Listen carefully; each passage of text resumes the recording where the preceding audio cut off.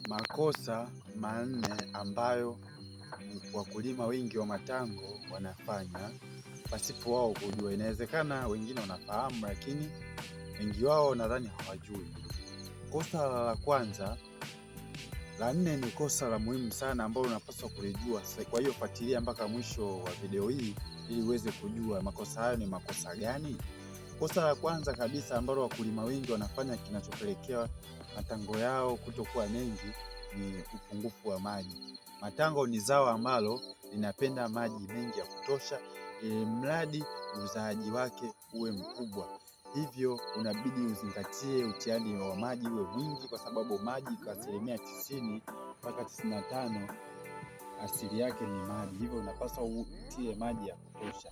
Kosa la pili na wakulima wengi wa matango wanaofanya ni kuto kuweka mbolea kwa wakati sahihi, hasa kipindi kuweka mbolea sahihi na kwa wakati sahihi, hasa kipindi kuanzia kupanda kuota mpaka kipindi cha matango yanapokuwa mengi mavuna, kwa sababu kiasili kuanzia upandaji, ukuaji na kipindi cha kuzaa, kila mbolea kuna mbolea, kila aina ya mbolea yake ambayo inapaswa kutumika mradi mmea uende ipasavyo. Na kosa la tatu ni kuto kupulizia dawa kwa wakati sahihi, hasa kipindi cha maua. Usipotia dawa kwa wakati sahihi, usipopulizia dawa kwa wakati sahihi, unapelekea matango mengi kupinda, unapelekea vile vile maua ya matango kupukutika, hivyo unapelekea matango kuto kuzaa mengi kipindi cha kuvuna.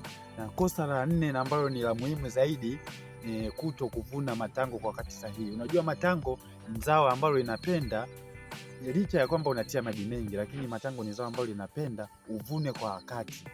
Unapokuwa unaanza kuvuna, basi uvune kwa wakati. Tango linapokuwa linafikia muda wa kuvuna, ulivune, kwa sababu usipolivuna kwa wakati unapelekea yale matango ya juu yasizae, yafe.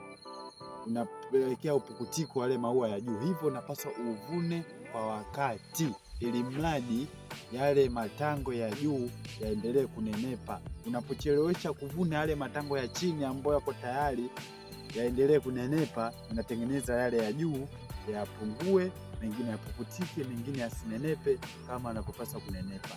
Asante kwa kuwatch Peter Mbuligezi channel, na kuomba usubscribe hapo chini, bonyeze iko kikengele usipitwe na video za channel hii, na usisahau kushare na kulike ili tuendelee kudondosha, tupe nguvu tuendelee kudondosha content nyingine zinazohusiana na kilimo.